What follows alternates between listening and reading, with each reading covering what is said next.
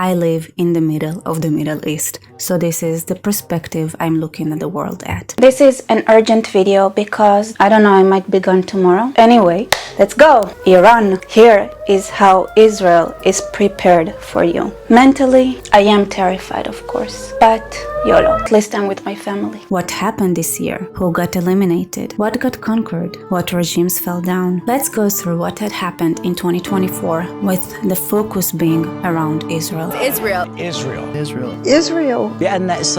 Israel. Presumably the Israelis. Alright, so I want to do it in a way that would just bring us through the emotional experience that we had this year. Israel was fighting 7 fronts: Yemen, Syria, Lebanon, Iran, Iraq, and even a front like international community, students. What's happening on America's college campuses is horrific. The UN, EU, cowards, people like that, and of course, Gaza and the West Bank. After 2023, when Israel had experienced the worst terror attack in its history, the biggest pogrom, the biggest attack against Jews since the Holocaust happened in October 7, 2023, when thousands of terrorists had invaded Israel via water, air, and ground, and started butchering, slaughtering, and kidnapping people. Still, some of them are being still held right now in Gaza as hostages. That was where we started at. So the focus was mostly in Gaza and Hamas. And so we've been very clear that it would be a mistake to move into Rafah with any type of military operation. A mistake, but would there be consequences if he does move forward? Well, we're going to take it one step at a time, but we've been very clear in terms of our perspective on whether or not that should happen. Are you ruling out that there would be consequences from the United States? I am ruling out nothing. During this year, in the middle of it, it seemed very, very dark and kind of hopeless. Anti-Semitic mobs have taken over leading universities. They call for the annihilation of Israel. They attack Jewish students. They attack Jewish faculty. This is reminiscent of what happened in German universities in the 1930s. And right now we're seeing a completely new Middle East. So how did we get from this? And if you're saying that from a perspective of someone who literally went through the Holocaust, or your people, your tribe, went through the fucking Holocaust, and now you're willing to do it? I hope the irony's not lost on you. Can you imagine if we would go around looking for every Palestinian?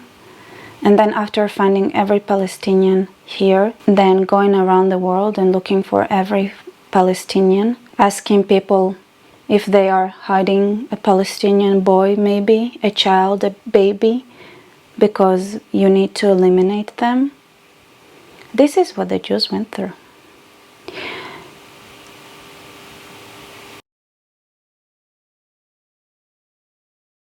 To that. From the perspective of people that live in Israel versus the perspective of people that live in America, where we haven't been invaded. Yeah. And the people in Israel who have mandatory military service, and they're constantly on threat. I got a buddy of mine who was my kickboxing coach, Shuki, and he's from Israel, and he was always like playing the bongo drums. I went to his house for dinner, everybody's dancing and singing. I was like, why are you guys so happy? Like, everybody's so like joyful. He goes, hey, man, he goes, when you live in Israel, any day could be your last. So it's like, just party, have a good time. And they had this idea. And I think if you're an American and you don't feel that threat, it just feels abstract, you're not going to understand the mentality of someone who lives in a place that's surrounded by people who hate them. Yeah. So how did we get from this to that in a year?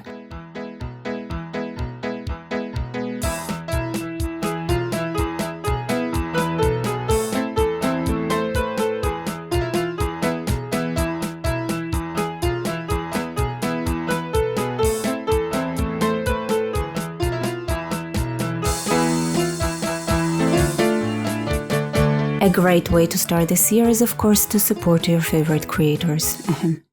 Anyway, if you guys can, then there are links below to buy me coffee, PayPal, or Patreon if you guys want to be members, or even just super chats and super thank yous here below. That would really, really support my channel, and this is why I can keep going and do what I do. Thank you so much for being here. Thank you so much for being me in 2024. And let's review 2024 before we start diving in to the unknown that would be 2025. And in the end, I'm gonna talk about what we can expect to be resolved or reopened or just erupt in 2025. Let's go. And the first major action taken by Israel in the year 2024 was the elimination of Saleh al-Arouri in Beirut. He was the deputy chairman of Hamas political bureau. Right now, you can almost forget about it, you know? Like, who is he compared to Hania, Mohammed Def, and Sinwar, who are all gone, and I'm gonna go back to it, but back then, that was the news. And during that time, Israel had felt the most isolated it did for a good several months.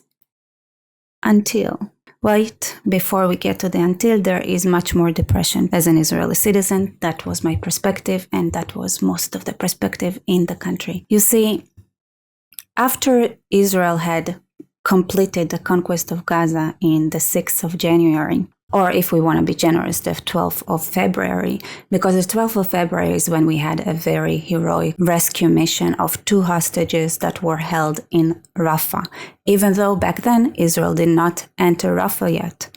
Remember, that was something that was opposed by the whole world. So Israel felt like it was being held back and stuck, and the population was kind of frustrated. In one hand, on the north, constant barrages from Hezbollah, and then from Gaza, there is like, we're in the mud, and they're getting resupplied because the Philadelphia corridor that is between Gaza and Egypt is still open, so they can bring up new weapons, you know, get refreshed, get new supplies. This is something that Israel couldn't continue on with. It was just sinking in the Gazan mud. So a moment of light was in February 12th when those 2 hostages were rescued. That was Fernando Marman and Luis Hell from Rafah. And that also proved the point of, hey, we think a lot of our hostages are in Rafah. And indeed, later on, some more were rescued from Rafah. But the world was opposing it. And one thing that the American administration had done that now seems extremely ridiculous, and to be honest, so it did back then, was the American Gaza Port. A port that was not built for the Mediterranean waves and also was not built to deal with the Hamas constantly sending rockets towards it, because the more obstacles, the merrier. So they had this thing broken down.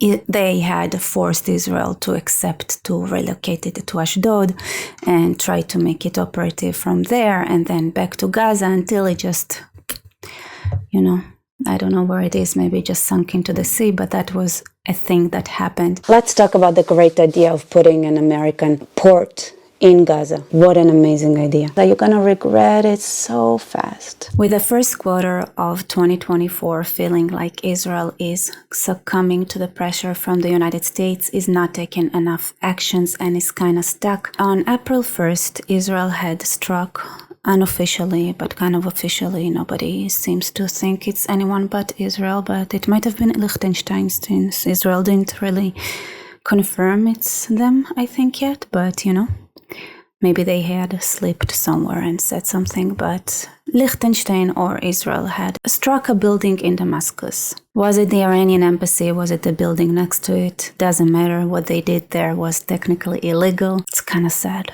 to be honest, that was a discussion, but it was. Does it matter? Absolutely not. Anyway, in this strike, Brigadier General Muhammad Raza Zahadi had been eliminated, and his deputy, Brigadier Muhammad Hadi Rahimi, as well, and another 16, some of them from IRGC and others, that had been perished. They had perished, basically, from this world. And that was an excuse for the attack that came later, between the 13th and 14th of April. How can I forget that night? We were running around. Trey, we're now getting word, according to the IDF, that Iran has launched, the IDF says Iran has launched UAVs from its territory. UAVs from Iran toward Israel. We know that these are drones. Drones can fly under the radar. The IDF now prepared, saying UAVs are on their way potentially to attack Israel. It's interesting to me to think back and remember it. It feels like it's so far from now already. We also experienced another strike since then. But back then, we had this, there were rumors about when it's going to happen. And until the last minute, I remember that I talked to people who were in the intelligence and they were like, God damn. And people were like, is it going to happen? Is it not going to happen? Is it really, really happening? Like, are they doing this? Are they going to send tons of missiles and drones? They sent cruise missiles, ballistic missiles, drones from all over the Middle East, from Iraq, from Iran directly, obviously, from Yemen, from Lebanon, all at the same time. And Israel had to build this quick coalition, right? So we had the support of the United States, obviously, Saudi Arabia, Jordan. I mean, who else helped around? But, those countries did provide an umbrella and also brought especially the drones. So the Jordanians, the Americans, I think maybe the Brits, the French, whoever joined, did take out a good portion of the drones. Israel mostly dealt with the ballistic missiles. And it was a crazy night. It has been pretty, the skies lit up. And I had this live and just couldn't believe it's actually happening. And it was a night where, it was a real life test for all the infrastructure that Israel had built up, the extended Iron Dome, if you will, and it worked, and we are here. So that was batshit crazy, and I'm pretty sure it was the biggest ballistic missile attack ever, the biggest drone attack ever in recorded history. I mean, actually, there were no missiles before recorded history, so obviously. And then on the 19th of April, Israel had struck Isfahan, where they had removed a radar. Now, this radar was pretty strategic. And Israel attacked Syria at the same time, if I'm not mistaken, but they wanted to basically make sure that Israel could use the airspace that is needed if it wants to attack Iran. Did Iran get the memo? Probably not, because this game had repeated itself later. And the Israeli strike later on was stronger. But that was a disappointment. So the Israeli retaliation was a disappointment for most Israelis. And combine that with negotiations that weren't going anywhere with Hamas, who were playing with the hostages and just tormenting people in Israel, and we didn't go into Rafah and the world, and the protests in campuses were completely against us, and this crazy rise in anti-Semitism.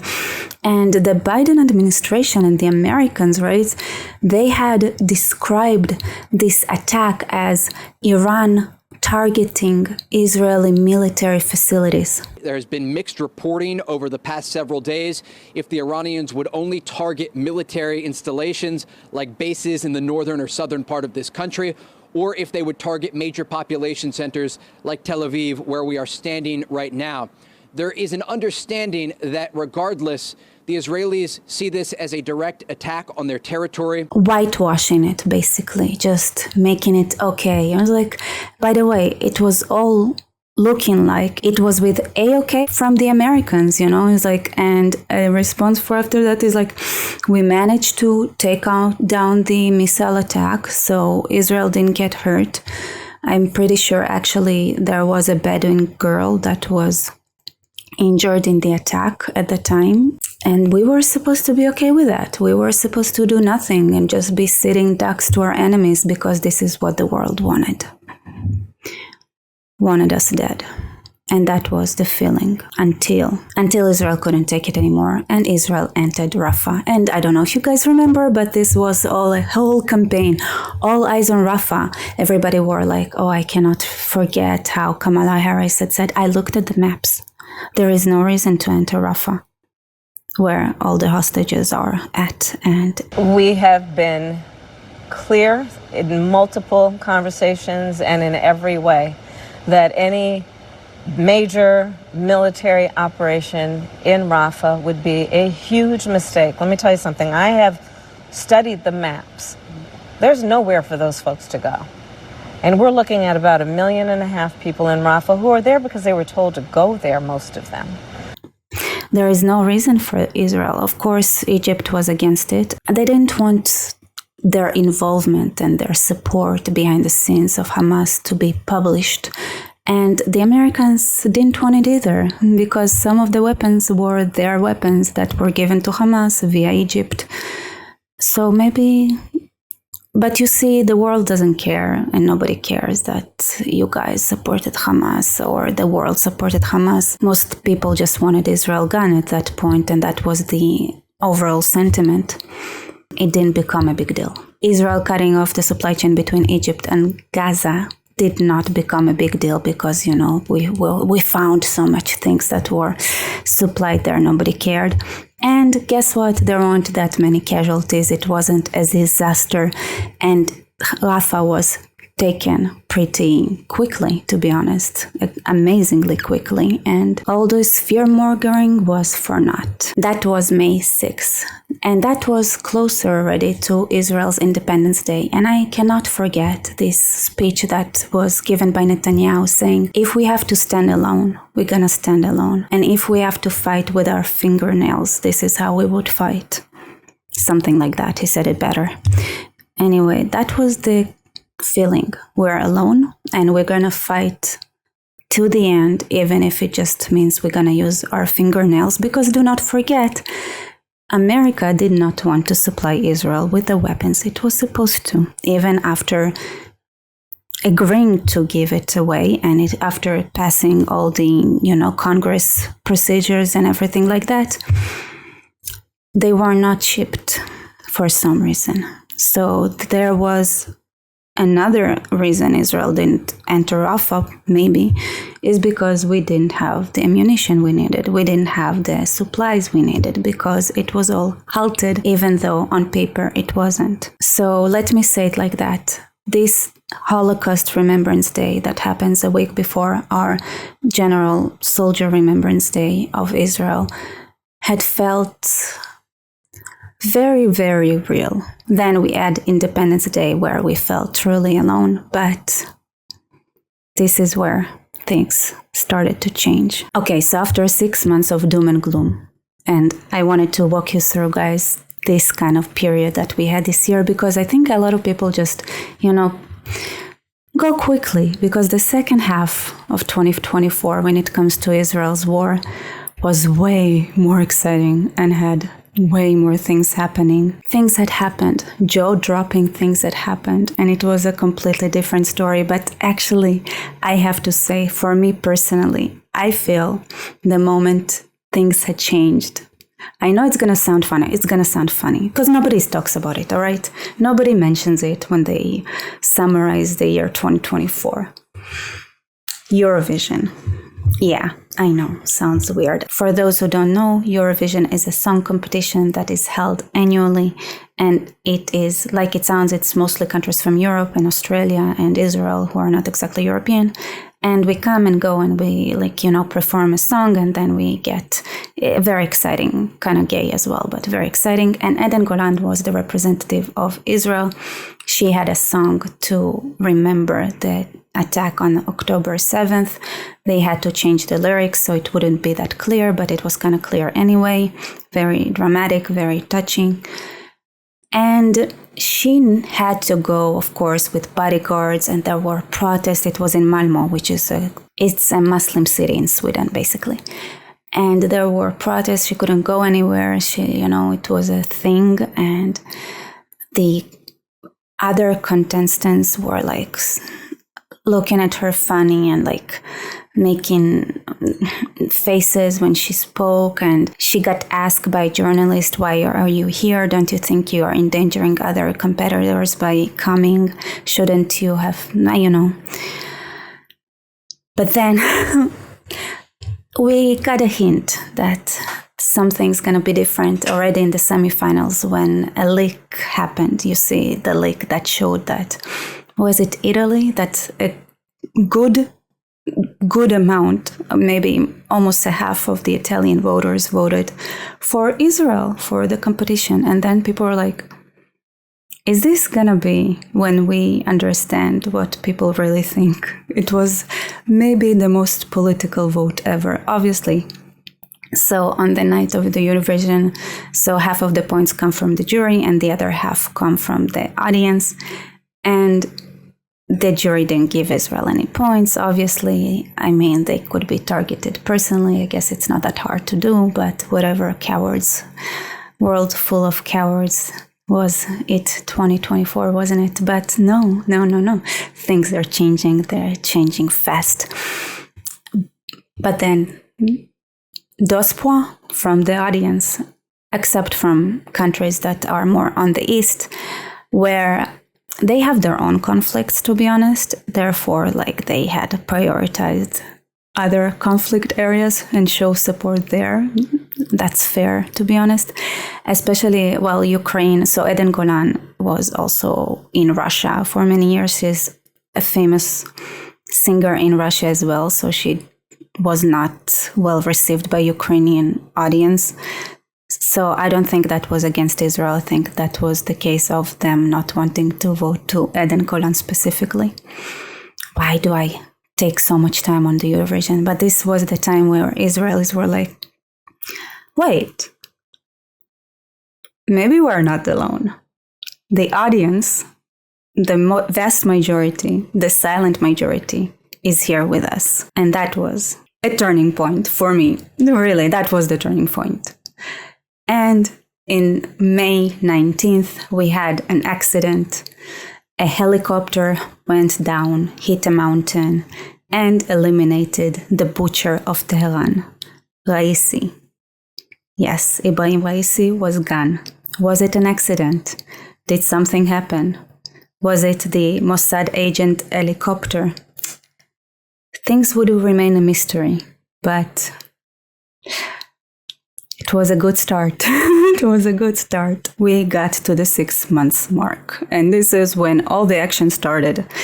On June 6th, we had Operation Arnon, where 4 hostages were rescued in the most heroic operation from the middle of Nusayrat camp in Gaza, where it had sparked a whole, like a huge fight between everywhere to everywhere. There were a lot of casualties, and we lost one soldier. That was, of course, Arnon Zamora, whose this operation is named after. And we had 4 hostages come back home. And of course, the UN was like, oh no. And the BBC, I think, asked, how come you didn't warn the population that we're coming and to rescue hostages so that they could go hide somewhere? I think, was it this point where Israelis were like, something is fucked up with the UN. Like real malice, evilness, real bloodthirst came out of the BBC and the UN and the EU and so many places. The mask dropped and showed ugly, ugly faces. July 5th, the United Kingdom had made a very bad decision, electing the Labour, and now they're suffering under tyranny. 13th of July, we had 2 assassination attempts. One was successful, thankfully. The other one was not, thankfully. And the successful one was, of course, the assassination of Mohammed Death. They dropped, I think, like 8 bombs to get him underground with another bunch of people. Well, anyway, that was the assassination of Mohammed Death, and the failed one was the attempt to assassinate Donald Trump by Thomas Matthew Crooks in Pennsylvania. Unfortunately, there were other casualties there as well. 26th of July, the opening of the Olympics in Paris, where they had showed the world how woke they have went and probably just lost their mind. We also had several male athletes beating up women in, obviously, boxing. This is the sport to beat women at, and things like that. And that sparked another debate about how far did we go pissing on, Western values, making fun of the Last Supper, and just I don't know. Yeah. And just forgetting that women exist and trying to erase them by making men who dress as women pretend they're women. This is like going back to Shakespearean theater times. That's not progressive, people. Before I go back to Israel, I want to mention another event that had happened in the UK, and that is, so in the 29th of July, this is when the UK had maybe realized that voting Labour was a bad decision, when after a stabbing attack on Southport, they had published really quickly that the attacker, Axel Udokabana, did not have anything to do with Islam. Of course, later they found some manuals from Al-Qaeda on how to do all kind of things. I don't know if it makes him a Muslim or not, maybe he just admired the culture and the ideology. Yeah, has nothing to do with it. But anyway, this is still something that is going on, and the trial is being pushed around a lot. And the UK is trying to do it in a way that there wouldn't be too much press. All right, this is something that we would probably follow in 2025 as well. And back to Israel. Of course, this whole time, while Israel was attacked by Iran, while this attempt to remove Hamas was happening. The real concern tonight is the Lebanese militant group Hezbollah, Iran's largest proxy in the Middle East, a proxy that, according to sources we've talked with in the defense establishment here, has more than 100,000 rockets and missiles all aimed at Israel. And if there is a response from the Israelis, the understanding is that Iran could further activate Hezbollah to target Israeli cities. They have been targeting Israel since October 8th, a day after the October 7th massacre, but they have focused their attacks on the northern part of this country. They have precision-guided missiles and other capabilities that can target major population centers like Jerusalem and Tel Aviv. They have not used them yet. And the concern is Iran could feel pressure from Israel in some sort of counterattack and then activate Hezbollah or other large proxies in the region, including Iran-backed Houthis in Yemen.